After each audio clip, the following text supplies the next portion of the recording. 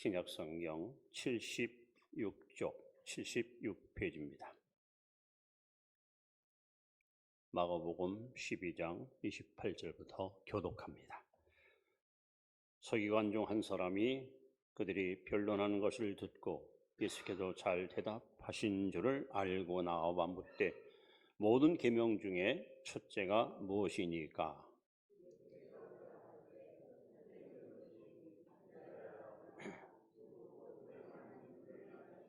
내 마음을 다하고 목숨을 다하고 뜻을 다하고 힘을 다하여 주 너의 하나님을 사랑하라 하신 것이요.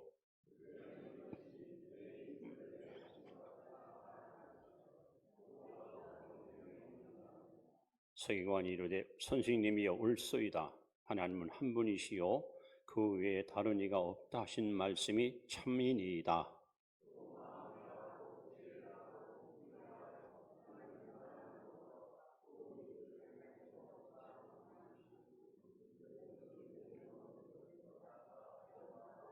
같이 봅니다. 예수께서 그가 지혜있게 대답함을 보시고 이르시되 내가 하나님 나라에서 멀지 않도다 하시니 그 후에 감히 묻는 자가 없더라. 주 안에서 늘 강건하시 바랍니다. 인사합시다. 오늘 이 시간에는 제가 퀴즈를 몇 가지 내겠습니다. 여러분 잘 대답해 주시면 고맙겠습니다. 세상에서 제일 비싼 사람 누굴까요? 보통 유명한 스포츠맨, 유명한 어떤 인물 보면은 천정부지같이 막 몸값이 굉장히 비싸거든요. 근데 성경에서 말하는 가장 비싼 사람이 누굴까요? 구원받은 성도입니다. 바로 여러분입니다. 왜 그럴까요? 고린도전서 6장 20절에 보시면 너희는 너희 것이 아니요 핏값을 주고 사신 바 되었으니 그런즉 너희 몸으로 하나님께 영광을 돌리라. 하나님께서는 당신의 아들을 십자가에 못 박여 죽이어 그 핏값을 주고 죄인인 우리를 사셨습니다. 여러분들은 예수님을 팔고 하나님이 사신 존재, 예수님보다 더 존귀한 존재, 예수님보다 더 소중한 존재. 그래서 세상에서 제일 비싼 사람이 누구냐? 구원받은 성도, 바로 여러분과 저입니다. 여러분 인정하시죠? 그러면 인류 역사상 가장 위대한 사건이 무엇일까요? 가장 위대한 사건. 그것은 바로 하나님이 사람이 된 거예요. 성육신 사건. 하나님이 사람이 돼요. 이건 엄청난 사건입니다. 우리 죄인인 인간을 구원할 길은 이 길밖에 없기 때문에 하나님이 스스로 인간의 몸을 입고 이 땅에 오셨습니다. 바로 그분이 예수 그리스도십니다. 자, 그러면 이건 알 거예요. 그럼 세상에서 가장 최고의 계명이 뭡니까? 오늘 성경에 나오죠, 해답이.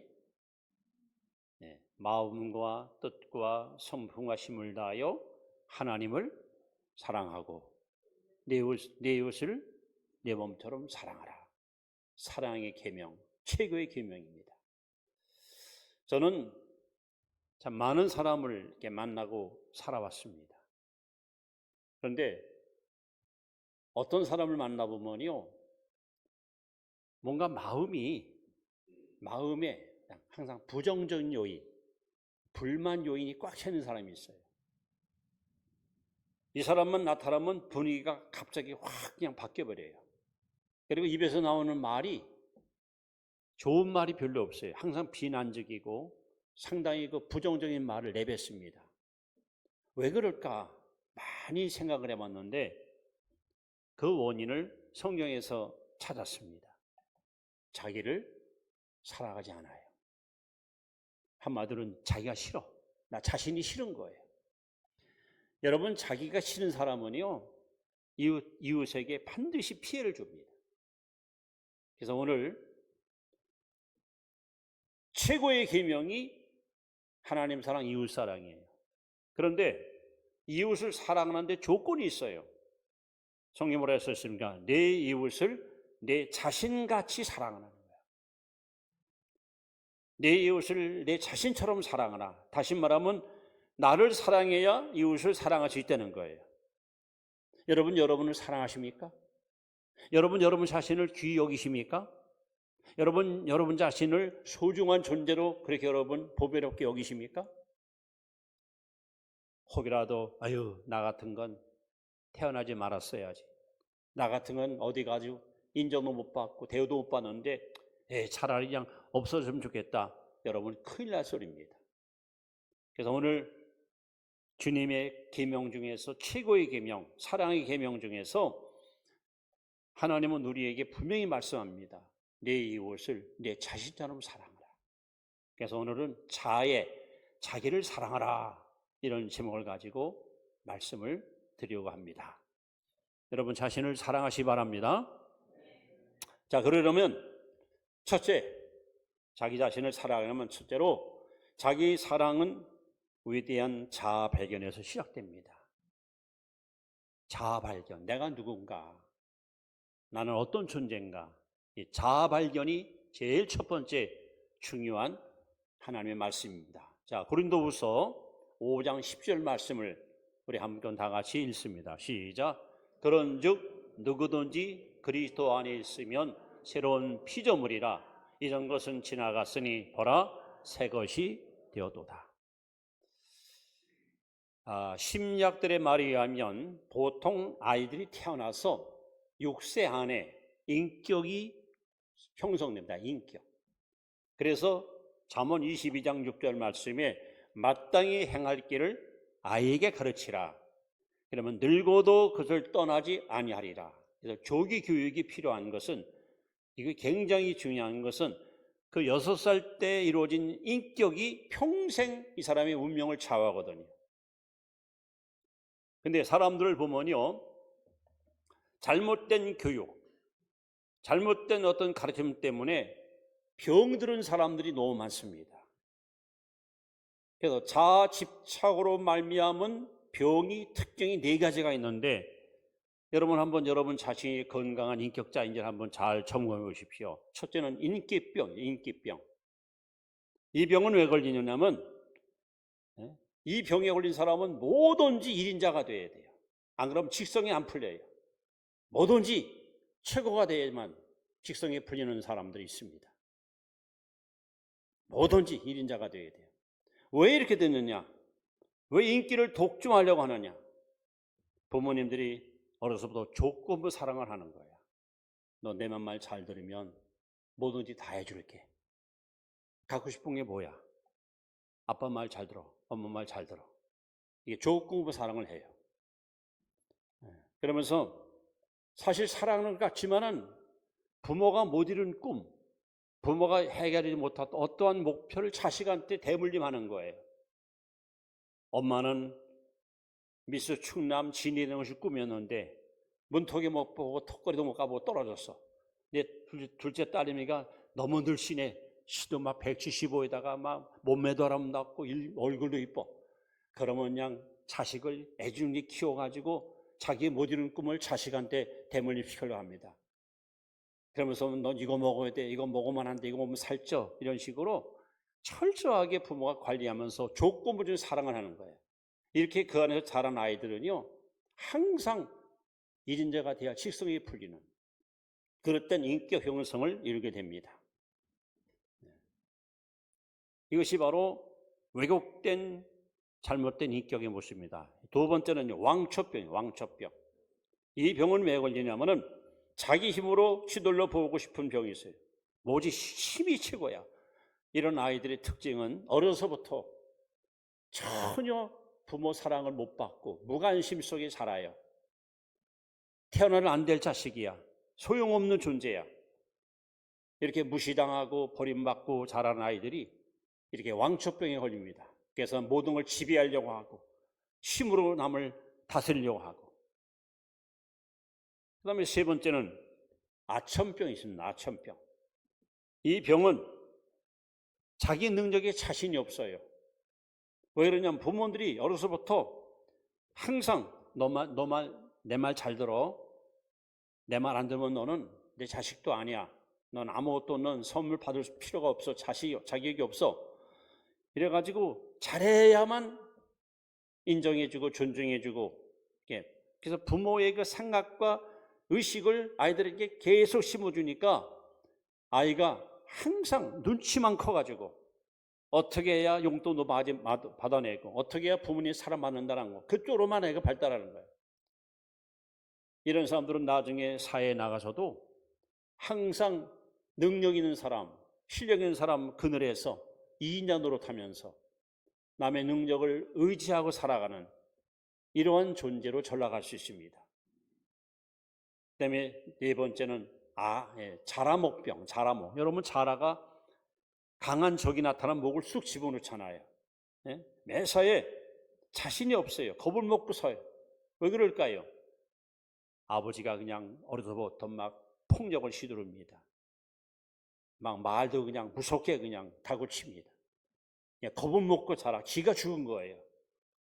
나중에 커서도요 항상 위축돼 있고 우리가 자신 있게 말도 못하고 표현도 못하고 늘 이렇게 인생이 뒤안길에서 숨어 살아가는, 지금 제가 말씀드렸던 인기병, 아천병 또는 왕초병, 자라목병 이런 병들이 잘못된 자아예요. 병든 자아입니다. 우리 이걸 갖고 인생을 살면요 절대로 여러분 이웃에게 유익을 주는 존재가 될 수 없어요. 이거 치료받아야 됩니다. 고침받아야 됩니다. 그런데 성경은 우리에게 해답을 지시합니다. 누구든지 그리스도 안에 있으면 새로운 피조물이라. 이전 것은 지나갔으니 보라 새 것이 되었도다. 여러분 예수 안에서 우리는 반드시 변화받습니다. 이런 지긋지긋한 잘못된 병에서부터 우리는 치료받아서 건강한 인격, 모든 사람들이 요구하는 바람직한 그런 인격자로 우리는 분다시 쓰임받을 수 있습니다. 우리 하나님은 지금도 말씀합니다. 나는 너희를 치료하는 여호와라. 우리 하나님은 우리의 영의 병, 인격의 병, 생활의 병, 육체의 병, 모든 병을 치료하시는 능력을 갖고 계십니다. 혹시 여러분 가운데 그래 맞아 내가 이런 정신적 혹은 영적 병이 걸렸다라고 여러분 인정하신다면 치료의 하나님 앞에 여러분의 연약함을 내려놓고 도움을 구하시며 하나님께서 능력의 오른손으로 우리를 붙들어 주시고 우리를 괴롭히고 있는 이 모든 자아 집착병에서 우리가 벗어나서 새로운 피조물로 거듭날 수 있는 것입니다. 여러분 내 자신을 사랑하려면 제일 중요한 겁니다. 자아 발견. 나는 누군가. 오직 성경만이 우리에게 내가 누군지를 정확하게 말씀합니다. 창세기 1장 28절에 우리는 하나님 형상대로 하나님 모양대로 지음받은 하나님 앞에 보배로운 존재입니다. 그야말로 하나님의 형상을 닮은 너무도 소중한 존재. 이것이 여러분의 진짜 모습입니다. 병들고 그릇된 인격을 가지고 스스로 고통 속에 살아가는 그런 부끄러운 존재가 아니라 하나님 사랑, 이웃 사랑을 실천할 수 있는 이런 사랑의 존재, 이것은 오직 예수 그리스도만이 우리를 새로운 피조물로 치료할 수가 있습니다. 그러므로 여러분이 진짜 여러분 자신을 소중히 여기고 사랑하는 삶을 살기 원한다면 자아 발견, 내가 누군가. 이제 우리는 아담의 후손이 아니라 예수의 후손입니다. 여러분의 모든 허물과 죄는 십자가에서 깨끗하게 여러분 해결됐습니다. 이제는 그리스도 예수 안에서 새로운 피조물이 되었습니다. 그렇다면 여러분 이제는 부끄럽고 실패하고 쓰러지는 이 모습을 여러분 바라보지 마시고 예수 안에서 새롭게 거듭난 모습을 바라보면서 여러분 자신을 아끼고 존중히 여길 때 우리는 이웃을 내가 여러분을 사랑하는 사랑의 주인공이 될 수 있는 것입니다. 자기를 사랑하는 두 번째 방법은 자기 사랑은 하나님이 나를 사랑하듯 나도 나를 사랑하는 거예요. 요한일서 4장 10절 말씀을 같이 한번 읽습니다. 시작. 사랑은 여기 있으니 우리가 하나님을 사랑하는 것이 아니요 하나님이 우리를 사랑하사 우리 죄를 속하기 위하여 화목제물로 그 아들을 보내셨습니다. 여러분 자신을 사랑하려면 하나님이 나를 사랑한 것처럼 나도 나를 사랑하면 됩니다. 하나님은 언제 우리를 사랑했을까요? 우리가 사랑받을 자격이 있습니까? 인정받을 자격이 있습니까? 근데 로마서 5장에 보시면 놀랍게 하나님이 우리를 사랑했던 때가 세 군데 기록되어 있습니다. 첫째는 로마서 5장 6절에 우리가 연약할 때 하나님이 우리를 사랑했습니다. 또 로마서 5장 8절에 보시면 우리가 죄인 되었을 때 하나님이 우리를 사랑했습니다. 또 로마서 5장 10절에 보시면 우리가 원수 되었을 때 그때 하나님이 우리를 사랑했습니다. 하나님은 여러분과 제가 남들보다 의롭고 착하고 양심적이어서 사랑한 게 아니에요. 연약할 때에, 죄인 되었을 때, 원수 되었을 때 우리를 먼저 사랑하셨습니다. 내가 사랑받을 자격이 있어 안 해요. 무조건적인 사랑으로 우리를 사랑했습니다. 그렇다면 여러분은 누굽니까? 하나님의 사랑을 받은 자, 하나님의 사랑을 받고 있는 자예요. 이렇게 하나님이 여러분과 저를 연약해도 사랑했고 죄져도 사랑했고 원수되어도 사랑했다면 여러분 자신을 왜 사랑하지 않습니까? 하나님이 나를 사랑하듯이 나도 나를 사랑하십시오. 하나님께서 여러분을 향하여 내가 너를 사랑한다, 내가 너를 사랑하고 있다는데 전 사랑받을 자격 없어요, 전 사랑 필요 없다고요. 여러분 그러면 안 되잖아요. 하나님 그렇습니까? 하나님이 제가 이렇게 소중한 자라고요? 제가 사랑받을 자격이 있다고요? 그렇다면 저도 하나님이 사랑한 것처럼 저를 사랑하겠습니다. 이것이 바로 자기 사랑의 두 번째 비결입니다. 여러분, 저는 이렇게 생각해요. 보통 우리가 이기주의 하는 말 쓰잖아요. 여러분, 이기주의도요, 두 가지가 있습니다. 흔히 사람들이 말하는 이기주의와 성서적 이기주의는 달라요. 보통 말하는 이기주의는 자아중심, 자기밖에 몰라요. 자기밖에 몰라. 이웃도 없어. 하나님도 없어요. 그러나 성서적 이기주의는 누구냐? 자기를 사랑하지 않는 사람. 이것이 성경이 말하는 이기주의입니다. 아까도 말씀했지만 자기를 무시하고 자기를 미워하고 자기를 폄하하는 사람들은요, 절대 입에서 고운 말, 의로운 말, 은혜로운 말이 나오질 않아요. 왜? 심사가 뒤틀려 있어요. 지금 마음이 온통 어떤 어둠으로 꽉 차 있어요. 그러니까 이미 마음이 일그러 있기 때문에 모든 것을 부정적으로 바라본단 말입니다. 그런데 자기를 사랑하는 사람은 내가 소중한 것처럼 이웃도 소중히 여겨지고, 내가 귀한 것처럼 이웃도 귀하게 여겨지고. 여러분 자신을 사랑하시기 원합니다. 그래 여러분 하나님이 나를 사랑한 것처럼 나도 나 자신을 사랑하십시오. 굳이 누구한테 손댈 필요 없어요. 하나님이 나를 사랑한 것처럼 나도 나를 사랑하면 돼요. 그러면 하나님께서 그래, 내가 너를 사랑한다. 너는 참 보배롭고 소중한 존재야. 너도 너를 사랑하렴? 너도 너를 귀히 여기렴? 그럼 여러분 하나님께서 얼마나 우리를 기뻐하시겠습니까? 그래서 자기를 사랑하는 두 번째 길은 하나님이 나를 사랑한 것처럼 나도 나를 사랑하시면 우리는 훨씬 더 행복한, 행복지수가 높아지는 멋진 인생을 살아갈 수가 있는 것입니다. 세 번째, 우리가 자기를 사랑하려면 자기 자신의 있는 모습 그대로를 받아들여야 돼요. 자, 로마서 15장 7절 말씀 같이 봅니다. 시작. 그러므로 그리스도께서 우리를 받아 하나님께 영광 돌림과 같이 너희도 서로 받으라. 자, 하나님께서 여러분 이 모습이대로 우리를 받아줬어요. 여러분 하나님께 나올 때에 하나님이 조건을 붙여요. 너 교회 다니고 싶어? 너 구원받고 싶어? 너 교회 예수 믿고 싶어? 예. 그러면 내가 요구하는 것 다 실천하면 내가 너 받아줄게. 첫째, 매주일마다 11조 아니면 감사금 100만 원씩 내. 둘째, 1년 내내 360일 새벽기도 한 번도 빠지면 안 돼.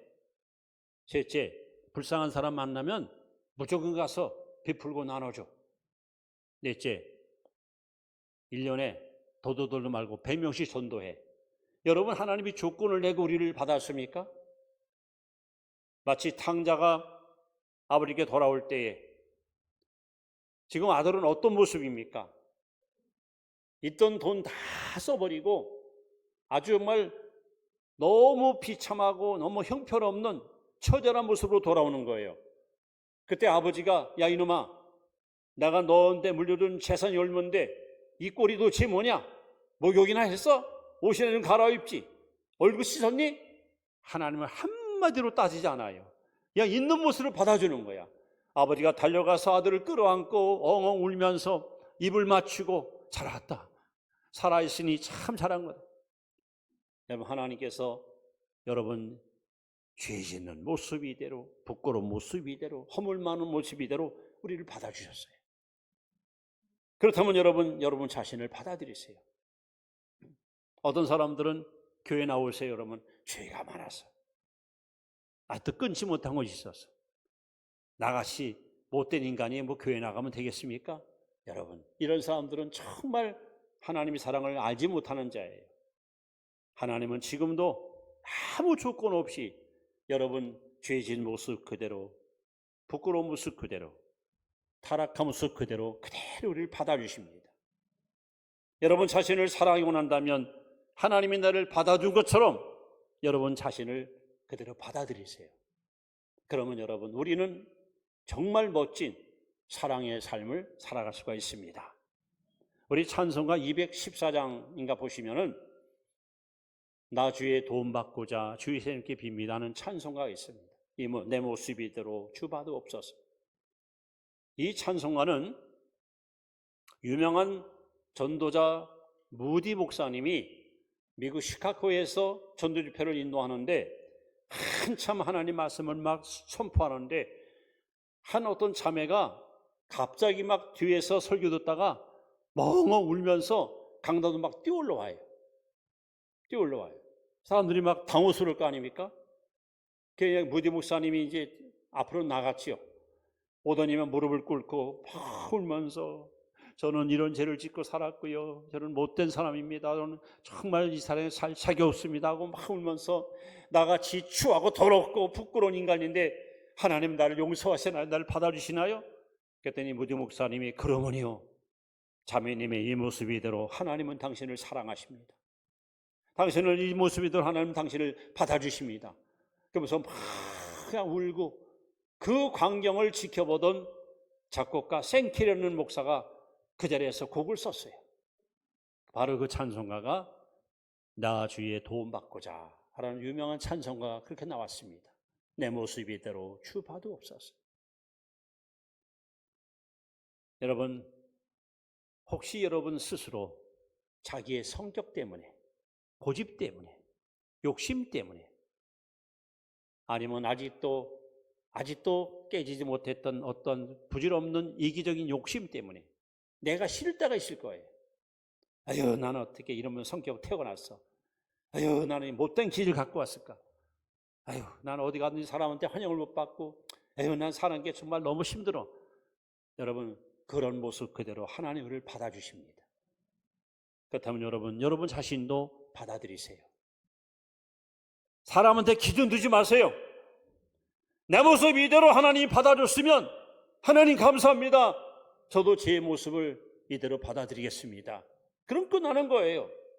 굳이 무슨 조건을 붙이고 더 선한 사람 되고 착한 사람 나옴, 그 다음에 주님께 오겠습니다. 여러분, 그럼 언제 우리가 구원받고 사명 감당하겠습니까? 여러분 자신을 사랑해 원한다면 지금 여러분 이 모습 이대로 날 받아주신 하나님 앞에 감사합니다. 하나님이 나를 받아주시지 저도 저를 받아들이겠습니다. 그때 우리는 여러분 마음속에 부정적인 요인들이 사라지고 긍정적인 인격자로 우리가 변화돼서 정말 이웃을 내 몸처럼 사랑할 수 있는 사랑의 멋진 주인공으로 쓰임받게 되는 것입니다. 자, 자기 자신을 사랑하는 마지막 네 번째 비결은 여러분, 자기 사랑은 자기 자신을 창조해 나가야 돼요. 자기 자신을 창조해 나가는 겁니다.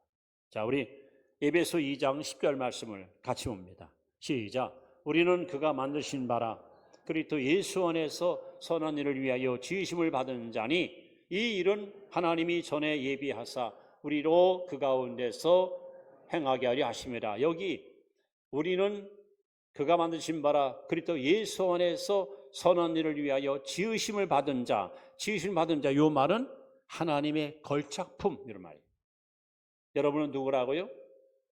하나님의 졸작품이 아니고 걸작품입니다. 여러분 옆에 분한테 당신 하나님의 걸작품입니다 한번 인사하세요. 이 세상에는요, 여러분과 저와 똑같은 사람은 한 명도 없습니다. 과거에도 없고 현재도 없고 미래도 없어요. 아마 지금까지 이 지구촌에 살던 사람이 수백억이 될 거예요. 앞으로 뭐 10년, 20년, 50년 지나면 또 수백억이 여러분 또 태어날 거예요. 그런데 한 사람도 똑같은 사람이 없어요. 야, 정말 놀라운 일입니다. 여러분 혹시 공항에 가시면은 자동 입국 심사대 갈 때 이 지문 손가락 딱 떼고선 딱 문이 열리고 가잖아요. 이 손가락이 도대체 뭔데 지금 80억 지구촌의 사람들 손가락 지문이 다 달라.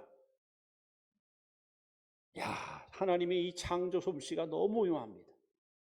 다시 말하면 우리는 독특한 존재, 하나님의 걸작품으로 하나님 우리를 지으셨어요.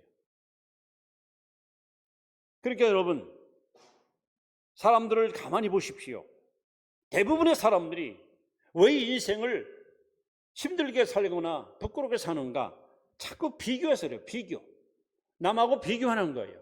아유, 나는 돈도 없어요. 학교도 못 다녔어요. 얼굴도 못생겼어요. 나는 부모님도 안 계셔요. 더군다나 난 건강도 없어요. 자꾸 비교하는 거야. 그럼 여러분 자신이 초라해 보여요. 왜소해 보여요? 매사에 자신감이 사라져요. 우리 그리스도인들은 비교의식이 아니라 따라서 창조의식. 하나님이 지으신 걸작품, 이게 내 모습이야. 하나님 말씀입니다. 우리는 거듭나는 순간에 하나님의 졸작품이 아니라 걸작품으로 하나님 우리를 세우셨습니다. 그러므로 여러분 자신이 얼마나 소중한 존재인지, 과거에도 나와 같은 사람이 없었고 이후에도 나와 같은 사람이 절대 없다. 나는 나다. 나는 특별한 사람이다. 나는 존귀한 사람이다. 나는 보배로운 사람이다. 여러분 자신을 이렇게 귀히 여기고 여러분 자신을 소중히 여길 때 여러분 안에는 자아사랑이 더 가득 채워질 것이고, 이런 사랑을 가지고 우리는 이웃들한테 아낌없이 사랑을 나눌 수 있고 베풀 수 있는 그런 성공적인 인생을 살아갈 수가 있는 것입니다. 대부분의 사람들이 인생을 살아가면서 좀 소명적인 인생을 살아야 되는데 충동적인 삶, 남이 하니까 나도 하고 남이 안 하면 나도 안 하고, 이렇게 여러분 인생을 성공적인 삶을 못 사는 거예요. 여러분 자신을 사랑하는 사람 사기 원하신다면 오늘 주신 말씀 그대로 여러분 자신을 창조해 나가세요. 비교의식이 아니라 창조식 갖고 인생을 사십시오. 하나님께서는 분명히 여러분과 저를 통해서 영광을 받게 될 것입니다. 제가 거듭 말하지만 이 세상에서 제가 볼 때 진짜 불행한 사람이 누구냐? 자기를 미워하는 사람이야. 자기를 싫어하는 사람이야. 자기 자신을 막 비난하고 폄하하는 사람이에요. 에휴, 나 같은 건 태어나지 말았어야지. 에휴, 차라리 그냥 우리가 죽어버려야지. 여러분 절대 그러면 안 됩니다. 구약 성경 이사야 43장 4절에 보시면 하나님은 저와 여러분들을 보배롭고 존귀한 자라 하고 말씀합니다. 여러분, 하나님 보시기에 보배로운 자입니다. 하나님 보시기에 여러분 존귀한 자입니다. 이렇게 하나님이 여러분을 높이 평가해 준단 말이에요. 그렇다면 여러분들도 감사합니다. 하나님이 나를 보시고 너는 보배롭고 존귀한 자다 했으면 아멘, 감사합니다. 그렇습니다. 저는 보배로운 자입니다. 존귀한 자입니다. 이렇게 여러분이 이런 의식 갖고 인생을 살게 되면 주변에 있는 사람들도 보배롭게 보이고 존귀해 보이는 거예요. 그럼 인간관계를 훨씬 더 아름답게 엮어갈 수 있습니다.